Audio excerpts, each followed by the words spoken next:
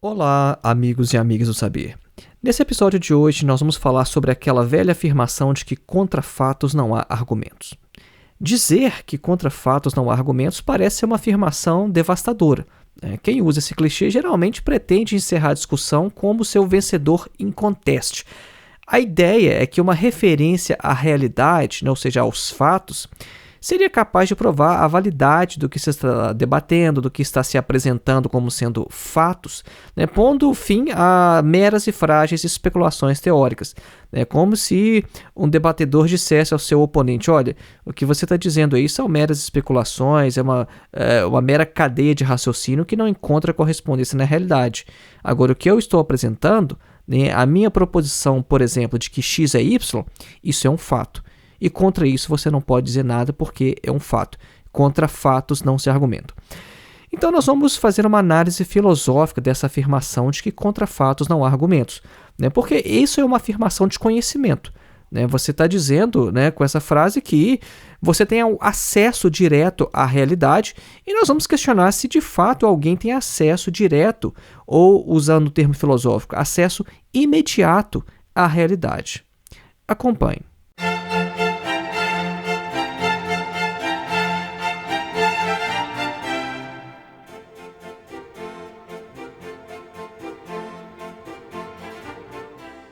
Antes da gente iniciar, um breve recado. Faça sua inscrição em nosso curso de Introdução à Filosofia, dos Pré-Socráticos a Sartre.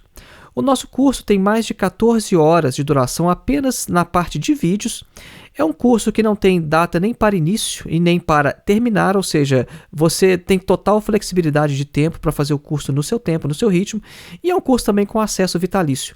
Uma vez você sendo inscrito no curso, você jamais perderá o acesso a ele. O curso tem por objetivo fazer com que você tenha acesso direto, contato direto com algumas das principais obras de toda a história da filosofia. Então você vai ler, por exemplo, textos de Platão, de Aristóteles, de Santo Agostinho, de Tomás de Aquino, de Descartes, de Jean-Jacques Rousseau, de Marx, Kant, Hegel e etc. Para mais informações, acesse o nosso curso no link que está na descrição deste episódio, ou então através do site www.filosofiaepsicanalise.org. Lá também tem um link que dá acesso ao nosso curso. Contra fatos não há argumentos. Quando o indivíduo afirma que contra fatos não há argumentos, ele está dizendo o seguinte: olha, eu tenho acesso direto ao real, um acesso imediato, então você não pode argumentar contra o que está ali, porque quando você argumenta, ô caro adversário imaginário, você está tentando se aproximar do real, mas eu já tenho acesso direto, imediato ao real. Então você não pode dizer nada contra o que eu estou falando, porque o meu conhecimento ele é verdadeiro, ele é imediato. É o conhecimento mais rico. Bom, essa é uma afirmação altamente questionável. E o que está em jogo aqui, quando se diz contra fatos não há argumentos, é justamente isso, que o indivíduo ele tem acesso ao real e que não existe nenhuma diferença entre o objeto que está no mundo e o conhecimento que esse indivíduo tem deste objeto. Então, para examinar, para fazer uma análise filosófica dessa afirmação, nós vamos nos utilizar aqui do primeiro capítulo da obra Fenomenologia do Espírito, de Hegel.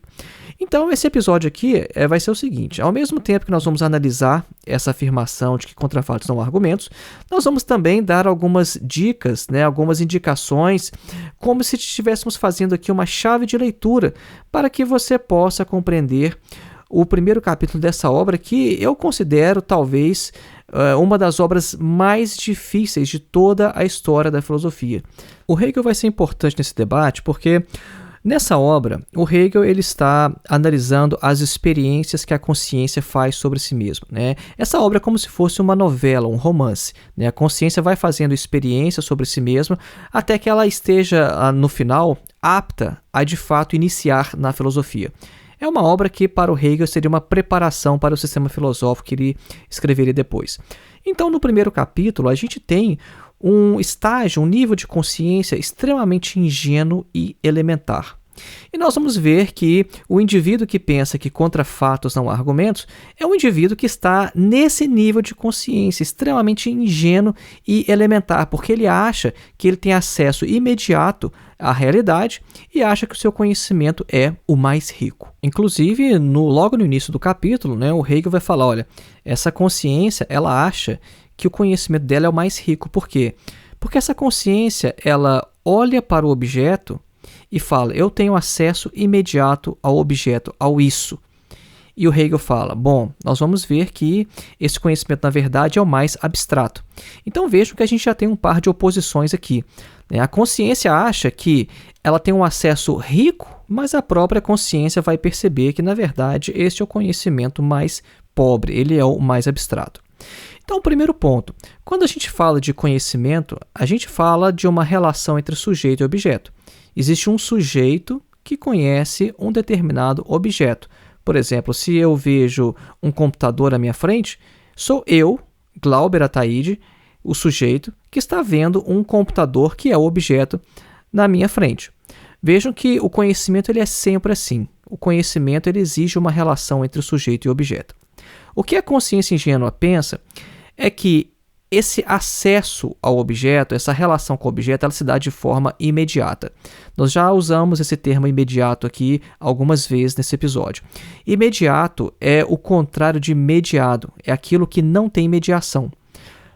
E o principal desse capítulo, nós vamos já adiantar aqui, nós vamos antecipar qual que é a chave da coisa aqui, não existe conhecimento imediato da realidade. Todo conhecimento acontece através de mediações. A consciência ingênua, no entanto, ela pensa, não, o meu acesso à realidade é imediato, veja, isso aqui é um fato. Não tem mais nada acontecendo entre mim e esse objeto que eu conheço. O acesso é direto, é imediato. E o Hegel fala, olha, a consciência ela tem que se perguntar o que é o isso. E se eu pego o isso na dupla forma do seu ser, como vai dizer o Hegel, então eu vou perceber que o isso ele sempre se manifesta numa forma dupla, que é no aqui e no agora. O conhecimento de todo objeto sempre aparece no aqui e no agora, sempre aparece no tempo e no espaço. Só que quando nós dizemos aqui e agora, embora pareça que nós estejamos falando de alguma coisa extremamente concreta, aqui e agora são conceitos abstratos. Eles indicam, eles são expressões de uma abstração. Vamos mostrar como, e o Hegel dá um exemplo muito claro, um exemplo muito legal. Embora o Hegel não gostasse de dar exemplos, ele falava que os exemplos, de certa forma, eles atrapalham no ensino da filosofia, porque quando a gente fala de um exemplo, a gente fica com o exemplo na cabeça e a gente acaba não prestando atenção ao fundamental, que é a articulação, que é o desenvolvimento do conceito. Mas em todo caso o Hegel ele usava de exemplos mesmo assim, e nós vamos dar um exemplo que ele deu na Fenomenologia do Espírito. Ele fala o seguinte, olha, uma frase que a gente pode dizer que é extremamente concreta, que a gente não pode duvidar. Imagine que são 20 horas e a gente faz a seguinte afirmação, agora é noite. Certo, essa afirmação ela é verdadeira. Se você está às 20 horas e você diz, agora é noite, essa afirmação é verdadeira. Aí o Hegel fala o seguinte, olha, então, vamos anotar essa verdade num pedaço de papel, porque uma verdade não perde nada ao ser anotada num pedaço de papel. Então, vamos lá, vamos escrever aqui no papel, agora é noite. Aí o Hegel pede para a gente fazer o seguinte, vamos esperar então até o próximo dia de manhã, e no próximo dia de manhã nós vamos pegar essa folha de papel e vamos ler a nossa verdade. Então imagine então que a gente escreveu a frase, dormiu, no dia seguinte, às 8 horas da manhã, a gente pega a nossa frase com a nossa verdade e lá está escrito, agora é noite. Bom, a nossa verdade agora não é mais verdade, ela é obviamente falsa. O que aconteceu com a verdade que a gente escreveu no pedaço de papel? Cadê a verdade? O Hegel vai falar, olha, a verdade ela se desvaneceu. Então notem que quando a gente falou agora, parecia que a gente estava se referindo a algo extremamente concreto. Mas a gente percebe então que o agora ele não é tão concreto assim, porque o agora ele pode ser um agora que é noite, ele pode ser um agora que é manhã, ele pode ser um agora que é tarde. Então vejam que isso é uma questão que envolve também a linguagem. Tem um trecho do primeiro capítulo que o Hegel vai inclusive falar, olha, A gente até não tem a intenção de expressar algo abstrato, algo geral, quando a gente fala agora ou quando a gente fala aqui. Mas é o que a gente faz. A gente não tem intenção de expressar algo abstrato, mas a gente acaba expressando algo abstrato. Então vejam que o agora, embora ele pareça concreto, ele é, na verdade, abstrato. E o mesmo vai acontecer com o aqui. O Hegel dá um outro exemplo que é o de uma árvore. Você está olhando para frente e você está vendo uma árvore.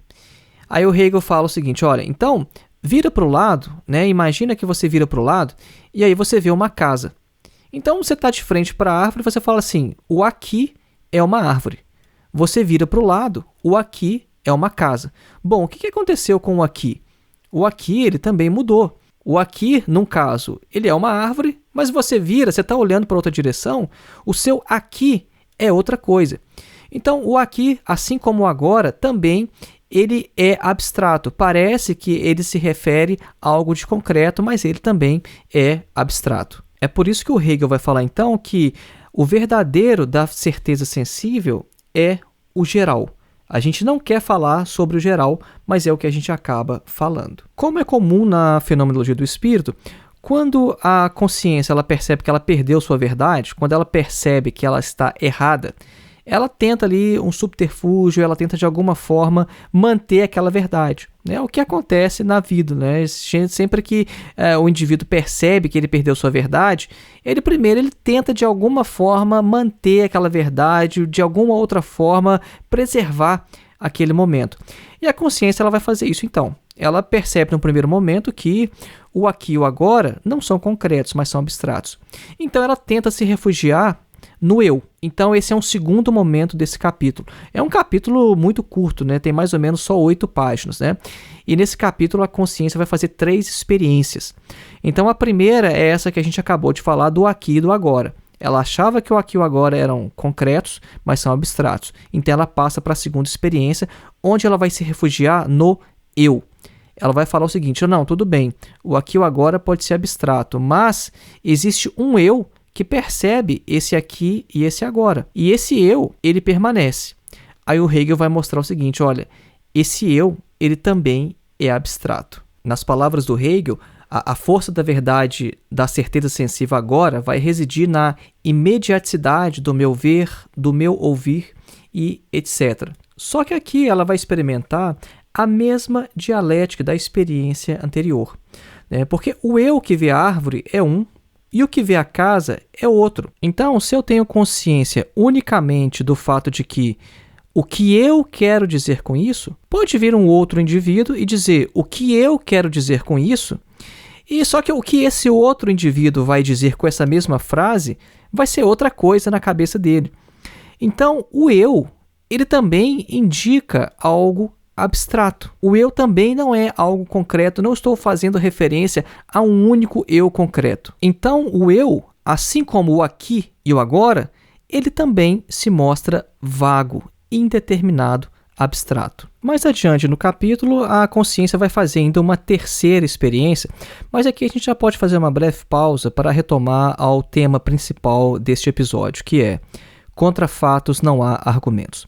Como a gente pode ver, quando o indivíduo ele pensa estar apontando para o fato, para algo extremamente concreto, imediato, já tem muito mais coisa envolvida aí do que ele suspeitava no primeiro momento. Então, a gente pode perceber que todo conhecimento da realidade ele é de fato mediado. A própria afirmação de que contra fatos não há argumentos, ela pressupõe uma epistemologia extremamente ingênua. A epistemologia é a área da filosofia que vai lidar com o conhecimento, o que é o conhecimento e como nós obtemos o conhecimento. Então, geralmente pensa-se que nós somos como que receptores passivos de impressões que vêm do mundo exterior e que aí a gente está tendo acesso direto ao real. O chamado man on the street, o chamado homem comum, como se diz na filosofia, ele tem uma visão mais ou menos assim. né, que a gente recebe informações do mundo e que essas informações aparecem aqui aos nossos sentidos e a gente está conhecendo as coisas como elas de fato são. Só que essa é uma forma bem ingênua, né, de entender o processo de conhecimento, a relação que nós temos com o mundo. Um pouco antes de Hegel, o Kant já havia mostrado que o conhecimento ele é um processo ativo do sujeito. A gente pode dizer até de uma forma mais simplificada que nós vemos nas coisas o que nós colocamos nela. Não existe isso de que a gente está só recebendo informações do mundo, né? Aí as informações vêm através, por exemplo, da luz que bate na retina dos nossos olhos e tem todo aquele processo complexo, né, para formar a visão. Não é assim que acontece. Tem muito mais coisa envolvida, existe uma participação do sujeito no processo de conhecimento. Então, desde o Kant, já está claro que a gente não pode simplesmente ingenuamente afirmar que está tendo acesso aos fatos. Não, porque peraí, com Kant, né, a gente tem um outro cenário, porque tem ali o conceito de coisa em si, que é incognoscível, né? Então, para o Kant já está o seguinte, olha, a gente não conhece a coisa em si, a gente não conhece o mundo como o mundo de fato é. A gente só pode conhecer aquilo que a gente está construindo a partir do material que nos chega através das sensações. E quando vem esse material, essa forma amorfa, a gente aplica todo um processo complexo de construção do conhecimento, a gente utiliza as chamadas categorias e aí sim a gente constrói o conhecimento, a experiência com o objeto, né? Isso é em Kant, antes de Hegel. Então, desde Kant já é muito difícil se sustentar uma afirmação como essa de que contra fatos não há argumentos, como se a gente tivesse acesso aos fatos. O Hegel já tem outro ponto de partida. O Hegel ele supera a dualidade sujeito-objeto que existe em Kant, mas como a gente está vendo aqui nesse episódio, o Hegel também vai mostrar que a gente não tem esse acesso imediato ao objeto. Então é extremamente ingênuo achar que nós estamos apresentando fatos e que entre nós e os supostos fatos não tem mais nada acontecendo, que já não há uma certa carga interpretativa, por exemplo. Vejam que o que a gente está apresentando aqui é uma reflexão um pouco mais livre em cima do que o Hegel apresentou no primeiro capítulo da Fenomenologia do Espírito. Porque, concretamente, o Hegel está falando sobre objetos físicos, né? Por isso que ele usa ali o exemplo do aqui e do agora. A gente está conhecendo objetos através dos sentidos. E a gente está falando aqui, né, de contrafatos não argumentos, porque geralmente quando os indivíduos apresentam esses fatos, eles querem, na verdade, às vezes também fazer referências a alguns eventos históricos, por exemplo, né? Então, eu tomei uma certa liberdade interpretativa, né, para fazer isso, mas isso é absolutamente normal na filosofia. É só a gente pensar, por exemplo, como que a dialética do senhor e do escravo, que o Hegel também apresenta na fenomenologia, é interpretado no campo marxista como falando da luta de classes. No texto mesmo, isso não tem nada a ver com luta de classes, mas existe uma longa tradição marxista que vai ler esse trecho dessa forma. Então, na filosofia, é ok quando você, a partir de um determinado texto, você faz essa extrapolação e você estende um pouco, né, o sentido original do texto, aplicando isso em outras áreas. Até mesmo na ciência, é ingênuo a gente pensar que nós estamos trabalhando unicamente a partir dos fatos. O que nós encontramos na literatura de filosofia da ciência é o seguinte: a observação, ela também é dependente da teoria. Não existe isso, né, aquela figura idealizada do cientista que vai, sem nenhuma expectativa ao mundo natural, fazer observações para depois, a partir das observações, fazer generalizações indutivas. Isso também não existe. Porque se o indivíduo ele já não sabe previamente o que ele deve observar num determinado contexto, a observação ela nem mesmo acontece. Então, nem mesmo na ciência existe isso de que nós estamos tendo acesso aos fatos, que nós estamos trabalhando sem nenhum pressupostos, que nós estamos assim como se fosse uma tábula rasa, né? Que nós não estamos com nenhum tipo de pressuposto, com nenhum, como a gente pode dizer no popular, preconceito em relação àquilo que nós vamos fazer. Existe sempre uma teoria por trás que vai mostrar o que é importante observar naquela situação. Então, resumindo o que a gente viu até agora, é o seguinte: a afirmação de que contra fatos não há argumentos, ela tem como pressuposto a ideia de que é possível ter acesso imediato à realidade. E nós vimos com Hegel que a coisa não é assim, porque quando a gente fala aqui, agora ou eu, nós estamos, na verdade, expressando coisas abstratas, genéricas, embora a nossa intenção não seja isso.